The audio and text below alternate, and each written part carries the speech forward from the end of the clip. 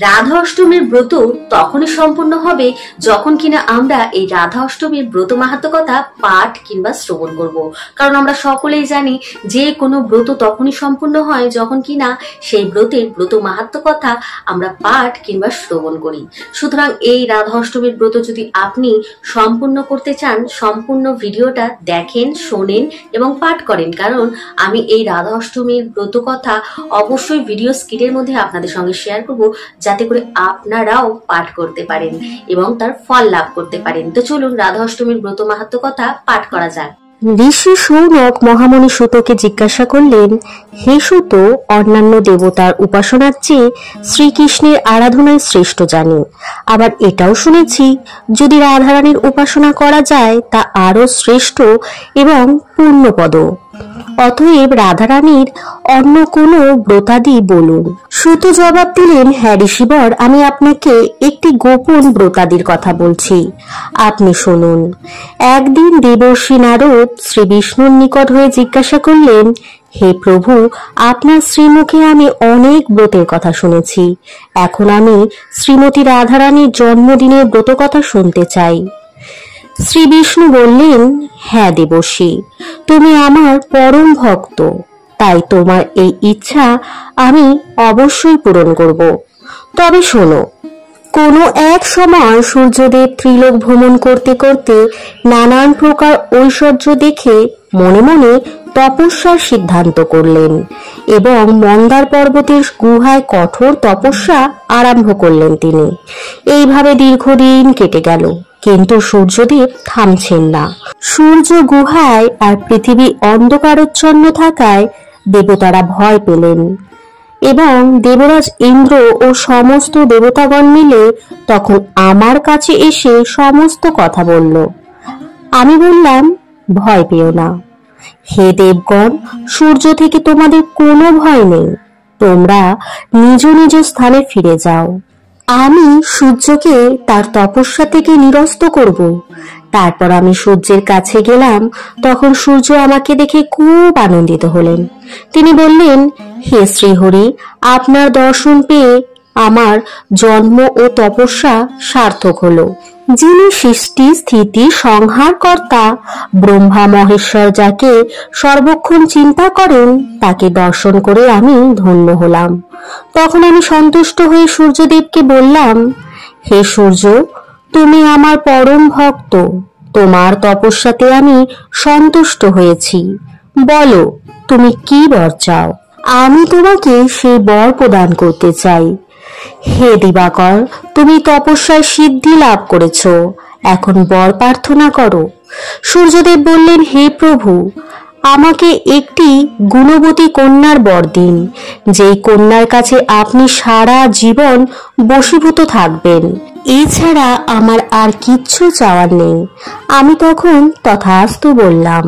পরের জন্মে বৃন্দাবনের বর্ষানা গ্রামে বৃষভানু নামের রাজা হয়ে জন্মগ্রহণ করলেন সূর্যদেব এবং তার স্ত্রী মাতা কৃতিদার সঙ্গে তার বিয়ে হলো।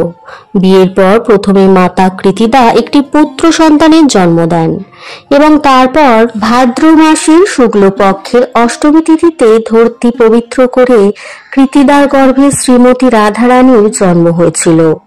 মথুরা, বৃন্দাবন ভাসীরা সকলে আনন্দে মেতে উঠেছিলেন।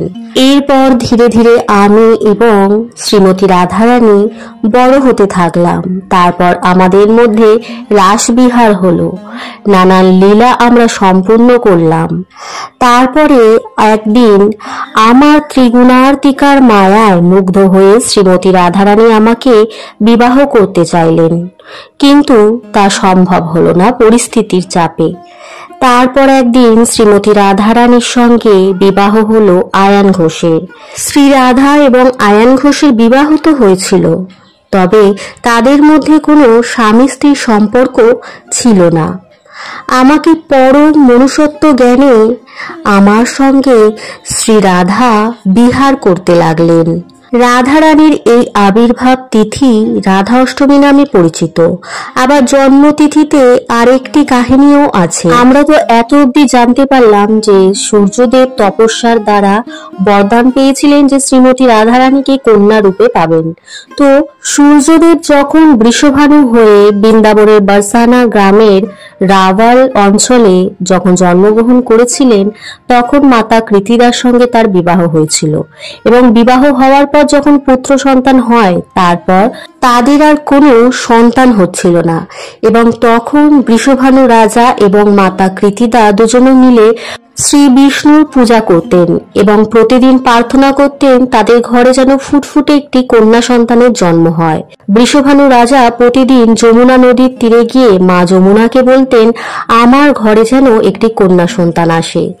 এমনই একদিন যখন বৃষভানু যমুনা নদীতে স্নান করতে যান, তখন দেখেন যমুনা নদীর মাঝ বরাবর একটি সোনার পদ্ম করে একটি কন্যা সন্তান ভেসে আসছে এবং তিনি তা দেখে চমকে যান। তারপর যখন তার পায়ের সামনে এসে সেই সোনার পদ্ম উপস্থিত হয়, তখন তিনি সেই কন্যা সন্তানকে কোলে নেওয়ার আগে ভাবেন এটা কার সন্তান কিংবা কোথা থেকে এসছে।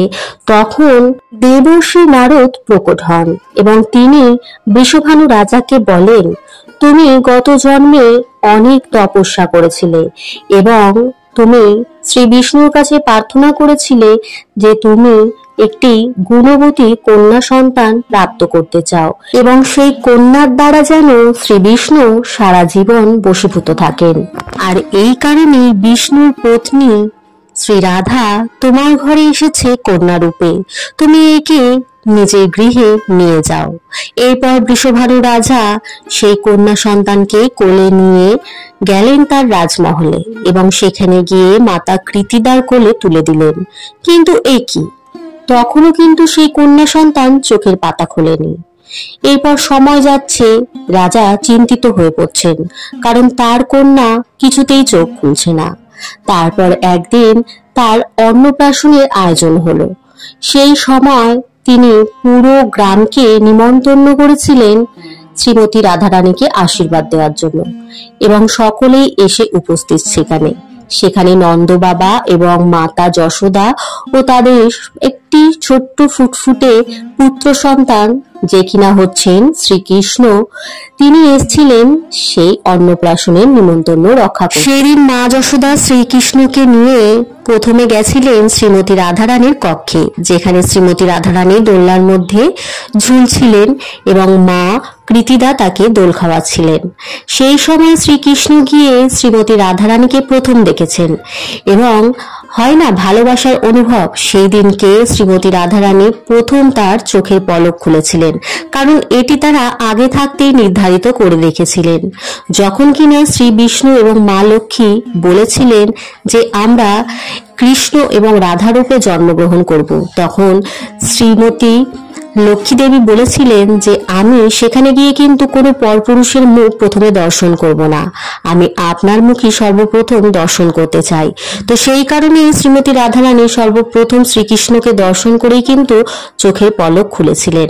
বৃন্দাবনে পরবর্তী বারসানা এলাকা অন্তর্গত পবিত্র রাওয়াল নামক জায়গায় রাধারানী আবির্ভূতা হয়েছিলেন। আর তার আবির্ভূতার দিনে দিকে দিকে রাধা অষ্টমীর দিবস হিসাবে পালন করা হয়। বহু মানুষ বিশ্বাস করেন অনেক আগে লীলাবতী নামে এক পতিতা রমণী ঘুরতে এসে একটি সুসজ্জিত মন্দির দেখতে পায়, যেখানে মহা ধুমধাম করে রাধারানীর উপাসনা চলছিল। সেই পতিতা রমণী এগিয়ে গিয়ে যারা সেখানে ব্রত করছিল তাদের জিজ্ঞাসা করলেন এই উৎসবের কারণ কি। তারা রাধারানীর রাধা অষ্টমীর ব্রত সবিস্তারে সেই রমণীকে বললেন। তখন লীলাবতী অন্যান্য ব্রতাদিদের সঙ্গে সেই ব্রত পালন করলেন, কিন্তু আশ্চর্যজনকভাবে পরের দিন সেই পতিতা রমণী সর্পদংশনে মারা যায়। তার মৃত্যু হলে যমদূতেরা ওই পতিতাকে নিয়ে যমলোকে যাত্রা করেন। সেখানে শ্রীহরির অনুচরেরা উপস্থিত হলেন, যারা তাকে বন্ধন মুক্ত করে বৈকুণ্ঠলোকে নিয়ে যায়। একটি মাত্র রাধা অষ্টমীর ব্রত পালন করার পূর্ণ প্রভাবে লীলাবতীর সমস্ত পাপ কার্যের প্রভাব নষ্ট হয়ে যায়। এইভাবে এক পতিতা রমণী রাধা অষ্টমী ব্রত পালন করে সর্বপাপ মুক্ত হওয়ার কাহিনী লোকমুখে প্রচলিত হয়েছে। পদ্মপুরাণে শ্রী নারদের প্রতি শিব ঠাকুর বলেছেন, হে দেবর্ষি, ব্রহ্মব্রমুখে মহান সত্যগমনে নিত্য মহান আত্মা যিনি দেবতাগণ দূর থেকে ইচ্ছা প্রকাশ করেন, সেই শ্রী শ্রী রাধিকা দেবীকে সতত ভজনা করা উচিত। এই রাধা নাম যে ব্যক্তি শ্রীকৃষ্ণ নামের সঙ্গে কীর্তন করেন, তার মাহাত্ম্য আমি কীর্তন করতে অক্ষম, এমনকি শ্রী অনন্তদেবও নন। পদ্মপুরাণের ব্রহ্মখণ্ডে বলা হয়েছে, 1000 একাদশীর ব্রত পালন করলে যে ফল লাভ হয়, শ্রী রাধা অষ্টমীর ব্রত পালন করলে তার চেয়ে 100 গুণ অধিক ফল লাভ হয়ে থাকে। তো বন্ধুরা, রাধা অষ্টমীর ব্রত মাহাত্ম্য কথা যদি আপনাদের ভালো লাগে, বন্ধুদের মধ্যে শেয়ার করতে ভুলবেন না। এবং পাশে থাকার জন্য কি করতে হবে অবশ্যই জানেন, সাবস্ক্রাইব করে রাখুন। এবং অবশ্যই আমাকে কমেন্ট করতে জানাবেন না যে কেমন লাগছে আপনাদের আমার চ্যানেলের ভিডিওগুলো দেখতে। যদি ভালো লাগে, সাবস্ক্রাইব করার সাথে সাথে প্রচুর শেয়ার করুন, যাতে করে আরো 5টা মানুষ নিজের সনাতন ধর্মের সম্পর্কে জানুক, সেই সম্বন্ধিত আরো ভিডিওগুলো দেখুক, যাতে করে তাদের জীবনে একটা পজিটিভ ঊর্জা কাজ করে, তারা ভালো কিছু জানুক, ভালো কিছু শিখুক। তো চলুন এখানেই বিদায় নিচ্ছি, আসছি নতুন কোনো ভিডিও নিয়ে। ততক্ষণের জন্য হরে কৃষ্ণ, রাধে রাধে।